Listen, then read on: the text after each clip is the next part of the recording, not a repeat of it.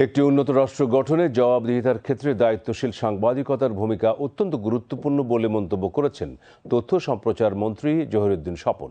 তিনি আজ জাহাঙ্গীরনগর বিশ্ববিদ্যালয় সাংবাদিক সমিতির আয়োজনে চার্জ হস্তান্তর ও বিদায় সংবর্ধনা অনুষ্ঠানে এই মন্তব্য করেন। তথ্য সম্প্রচার মন্ত্রী বলেন, রাষ্ট্রের নৈতিকতার অবক্ষয় ও তাদের পতনের উদাহরণ সামনে রেখেই তারেক রহমানের সরকার জনগণের ভোটে ক্ষমতা গ্রহণ করেছে। তাই সেই দায়িত্ববোধ থেকেই এই সরকার স্বাধীন গণমাধ্যমের প্রতি পূর্ণ সমর্থনের অঙ্গীকার ব্যক্ত করছে।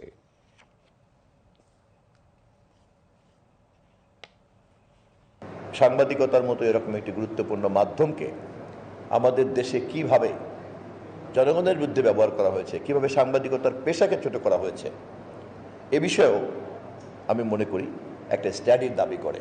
নীতিনিষ্ঠ এরকম একটা পেশা, মানবদরদী এরকম একটা পেশা, দেশপ্রেম নির্ভর এরকম একটা পেশা, তাকে তার মূল্যবোধের জায়গাতে স্থির রাখতে চাইলে চ্যালেঞ্জগুলিকে চিহ্নিত করতে হবে এবং চ্যালেঞ্জগুলিতে কমব্যাট করতে হবে, প্রতিরোধ করতে হবে। তরুণ সাংবাদিক হিসাবে আমি মনে করি এটাই সঠিক সময় তোমাদের জন্য এই ব্যাপারে স্টাডি করা। কেউ যেমন আইনের বাইরে কোনো ধরনের কোনো সাজা বা শাস্তি বা নির্যাতন ভোগ করা উচিত না, তেমনি কোনো অপরাধ শুধুমাত্র সাংবাদিকতার পরিচয় অথবা মোল্লা পুরোহিতের পরিচয় এটা কিন্তু বাদ যেতে পারে না। আমরা দেখেছি আমাদের দেশে কিন্তু এই প্রবণতা আছে। স্বাধীনতার চেতনার ধ্বজাধারী হয়ে অপরাধ করছে, চেতনার ব্যবসা করছে, ধর্মের ব্যবসা করছে। আমাদেরকে কিন্তু খুব সজাগ থাকতে হবে যে মানুষের কথা যারা বলতে চায় না তারা কিন্তু খুব সুকৌশলে তাদের এই ধরনের গণবিরোধী চিন্তাকে তারা কখনো কখনো স্বাধীনতার চেতনার প্লাকার্ড দিয়ে ঢেকে রাখতে চায় অথবা ধর্মের প্লাকার্ড দিয়ে ঢেকে রাখতে চায়। আমাদেরকে খুঁজে বের করতে হবে কোনটা মানবিকতা, কোনটা দেশপ্রেম, এবং সেখানেই স্থির থাকতে হবে সাংবাদিকতার পেশাকে। এর আগে তথ্যমন্ত্রী জহিরুদ্দিন স্বপন বিশ্ববিদ্যালয় সেমিনার হলে আয়োজিত সত্যজিৎ রায় উৎসবে যোগদান করেন। অনুষ্ঠানে বিশেষ অতিথি হিসেবে উপস্থিত ছিলেন ভারপ্রাপ্ত ভারতীয় হাইকমিশনার পবন বড়ে। অনুষ্ঠানটি যৌথভাবে আয়োজন করে ইতিহাস ও ঐতিহ্য পরিষদ ও Indian council for cultural relation.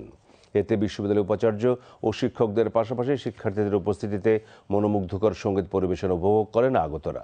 প্রধান অতিথির বক্তব্যে তথ্যমন্ত্রী বলেন, চলচ্চিত্র পরবর্তী প্রজন্মের কাছে তার ইতিহাস ঐতিহ্য বহন করে নিয়ে যায়। সেক্ষেত্রে সকলের ভাবনায় সংকীর্ণতা না রেখে স্বাধীন চিন্তার মাধ্যমে দায়িত্বটি পালন করার প্রতি আহ্বান জানান মন্ত্রী। সৃষ্টিশীলতা চর্চা করার সময় আমাদের একটু খেয়াল রাখতে হবে যে আমরা কোনো ধরনের কোনো চিন্তার কাঠামোকে কঠিনভাবে মনোজগতের মধ্যে আটকে ফেলেছি কিনা, নাকি চিন্তার জগৎটা উন্মুক্ত। আমাদের সাহিত্য, আমাদের শিল্প, আমাদের চলচ্চিত্র, আমাদের মনোজগৎ, সংস্কৃতি সবকিছুকে কিন্তু একটা বিরাটভাবে প্রভাবিত করেছে।